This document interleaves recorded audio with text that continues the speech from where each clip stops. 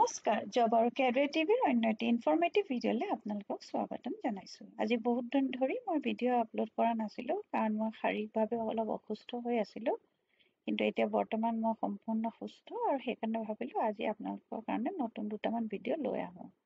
আজিৰ এই ভিডিঅ'টোত মই আপোনালোকক দেখাম গুৱাহাটীত ওলোৱা কেইটামান ভেকেঞ্চিৰ বিষয়ে, আৰু এই ভেকেঞ্চিকেইটা আহিছে গুৱাহাটী বায়'টেক পাৰ্ক আৰু এটা আনটো হৈছে পুৰবী ডায়েৰীৰ পৰা আহিছে। আহকচোন ছাৰ ইয়াত কি ভেকেঞ্চিজ ওলাইছে আৰু এলিজিবিলিটি ক্ৰাইটেৰিয়া আৰু বাকী ডিটেইলছসমূহ। আৰু এই প্ৰথমতে মই আপোনালোকক দেখাওঁ গুৱাহাটী বায়'টেক পাৰ্কৰ পৰা অহা ভেকেঞ্চিকেইটাৰ বিষয়ে। ইয়াতে দুটা ভেকেঞ্চি আহিছে, কেমিকেল এনালিষ্ট আৰু লেবৰেটৰী এছিষ্টেণ্টৰ পষ্ট। এই পষ্টকেইটা কি কাৰণে বিচাৰিছে? Setting up of regional honey testing lab in at Guwahati biotech park. তাৰমানে এটা মৌজোল যে হয় তাৰ এটা টেষ্টিং লেব বনাব, সেই লেবটোৰ কাৰণে তেখেতলোকে এই ভেকেঞ্চিকেইটা উলিয়াইছে। আৰু under national bee keeping and honey মিছনৰ আণ্ডাৰত হ'ব এই পষ্টকেইটা। আপোনালোকে এপ্লাই কৰিব লাগিব অনলাইন যদি আপোনালোক এলিজিবল আৰু ইণ্টাৰেষ্টেড হয়। প্ৰথম যোনটো কেমিকেল এনালিষ্টৰ পষ্ট আছে তাৰ কাৰণে যোনটো এডুকেশ্যনেল কোৱালিফিকেশ্যন মেনশ্যন কৰিছে masters degree or higher in chemistry, food science, biotechnology, pharmaceutical science. Desirable বিচাৰিছে 2 years of experience in laboratory setup, preferably in food analysis, specifically in honey or related products. তাৰমানে যদি কোনোবা লেবৰেটৰীত কাম কৰা আপোনালোকৰ experience আছে food analysis বা হানি related বা ফুড ৰিলেটেড, তেন্তে আপোনালোকক প্ৰেফাৰেঞ্চ দিব। আৰু টেকনিকেল স্কিল বিচাৰিছে লেবৰেটৰী ইকুইপমেণ্টছ আপোনালোকে চলাব জানিব লাগিব, HPLC, GC, spectrophotometry and other analytical methods. Age limit 38 yearsলৈকে আপোনালোকে এপ্লাই কৰিব পাৰিব।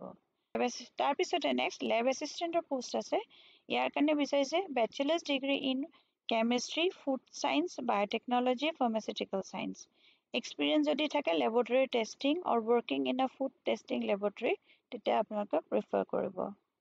আৰু কৈছে লেবৰেটৰী ইকুইপমেণ্টছ আপোনালোকে জানিব লাগিব যিবিলাক ফুড টেষ্টিং বা কোৱালিটি কণ্ট্ৰল প্ৰচেছত ইউজ হয়। লগতে কৈছে safety regulations and proper chemical handling জানিব লাগিব। এজ লিমিট 30 yearsলৈকে হ'লে আপোনালোকে এপ্লাই কৰিব পাৰিব। এপ্লাই কৰা যোনটো প্ৰচেছ হ'ব, এটা প্ৰেছক্ৰাইব ফৰ্মেট থাকিব, সেইটো ইমেইলৰ থ্ৰু দি আপোনালোকে পঠাব লাগিব regionalhoneyLab.gbp, তাৰমানে গুৱাহাটী বায়'টেক পাৰ্ক @gmail.com 26 এপ্ৰিলৰ ভিতৰত। এপ্লিকেশ্যনৰ ফৰ্মেটটো মই আপোনালোকক দেখাই দিছোঁ। এইখন হৈছে এপ্লিকেশ্যনৰ ফৰ্মেটটো। ইয়াৰ পৰা আপোনালোকে ডাউনলোড কৰি ল'ব পাৰিব। ডাউনলোড কৰি পেলাই আপোনালোকে এইখন ফিল কৰিব, কনভাৰ্ট কৰি ল'ব ৱৰ্ডছলৈ। ৱৰ্ডটোলৈ ডাউন কৰাৰ পিছতে আপোনালোকে ফিল কৰি পেলাই ইমেইলত এটাচ কৰি পেলাই এইখন দি দিব পাৰিব। ইয়াতে ফটোখন লগাব লাগিব আৰু বাকী এইখিনি যি মেনশ্যন কৰা আছে এইখিনি লিখিব, কোৱালিফিকেশ্যন। এবাৰ এইখন আপোনালোকে পঢ়ি ল'ব, পঢ়ি লৈ পেলাই আপোনালোকে সেই হিচাপে এপ্লিকেশ্যন প্ৰচেছটো কৰিব পাৰিব। আৰু এইটো হৈছে এডভাৰটাইজমেণ্টটো, ইয়াতে ডিটেইলছখিনি দিয়া আছে। এডভাৰটাইজমেণ্টটো ক্লিক কৰিবলৈ হ'লে আপোনালোকে ইয়াতে ডাউনলোড কৰিব এপ্লিকেশ্যনৰ ফৰ্মেটৰ কাৰণে। ইয়াতে টাৰ্মছ এণ্ড কণ্ডিশ্যনছখিনি এবাৰ চাই ল'ব আৰু terms of reference for engagement of laboratory assistant এইখিনি আপোনালোকে চাই ল'ব। এইটো কেমিকেল এনালিষ্টৰ কাৰণে আৰু এইটো লেবৰেটৰী এছিষ্টেণ্টৰ কাৰণে। বাকী লিংককেইটা মই আপোনালোকক ডেছক্ৰিপশ্যনত শ্বেয়াৰ কৰি দিম, আপোনালোকে তাৰ পৰা এপ্লাই প্ৰচেছটো কৰি দিব পাৰিব। পুৰবী ডায়েৰীৰ পৰা যোনকেইটা ভেকেঞ্চি আহিছে সেইকেইটা হৈছে এক্সিকিউটিভ আৰু এছিষ্টেণ্টৰ ভেকেঞ্চিজ। যোনটো এক্সিকিউটিভৰ ভেকেঞ্চি আছে সেই ভেকেঞ্চিটোৰ কাৰণে যোনটো এডুকেশ্যনেল কোৱালিফিকেশ্যন হ'ব সেইটো ITI পাছ লাগিব, electrical trade, fitter trade, electronics mechanic ট্ৰেডত, আৰু CTC cost to company 3.82 lakhs per annum including PF and other contribution. ITI negotiable and commensurate with qualification and experience. Second যোনটো vacancy হয় সেইটো এছিষ্টেণ্টৰ vacancy হয়, assistant 4 ডায়েৰীৰ কাৰণে। এইটো 3 yearsৰ ফুল টাইম ডিপ্ল'মা বিচাৰিছে, mechanical engineering, electrical engineering, electronics engineering বা 2 years diploma, 2 years Indian diary diploma from আ ৰেকগনাইজ ইনষ্টিটিউট বা ইউনিভাৰ্চিটি।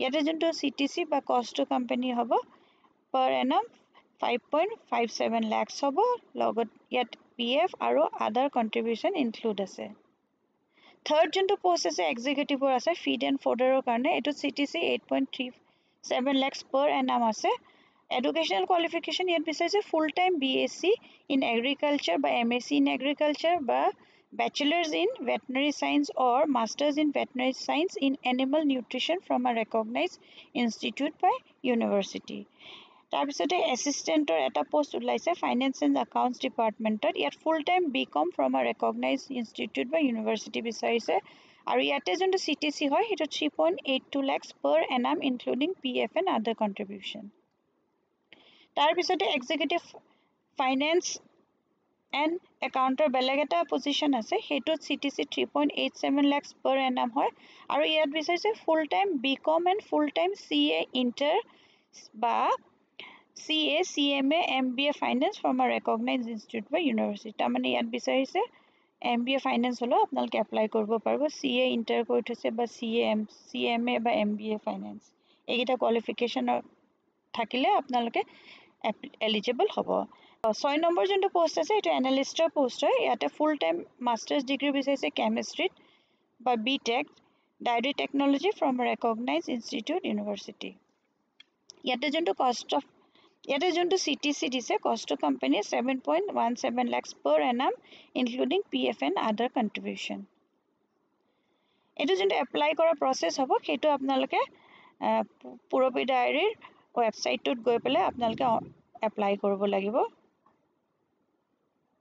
এইখন হৈছে পুৰবী ডায়েৰীৰ ৱেবসাইট হয় আৰু ইয়াতে কাৰেন্ট জব ওপেনিংছ এনেকে দিয়া আছে Yet application advised to go through the general guidelines for filling up the online form by visiting application guidelines section.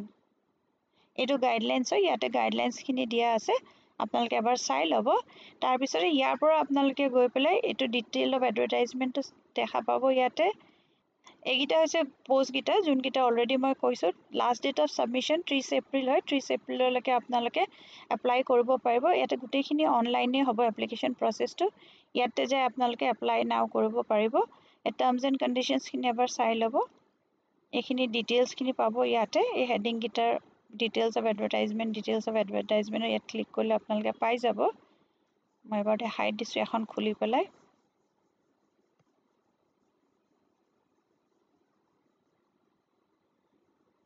এখিনি দিয়া আছে যোনখিনি অলৰেডি মই মেনশন কৰিছো 9 তাৰিখে এৰ এডভাৰটাইজমেন্ট ওলাইছিলে তাৰ পিছতে এবাৰ মই গাইডলাইনস খিনিও আপোনালোকক খুলি পেলাই দেখাই দিছো এইখিনি গাইডলাইনস এবাৰ পঢ়ি ল'ব লাগিব আপোনালোকে এপ্লিকেশন ফৰ্মখন ফিল কৰাৰ আগতে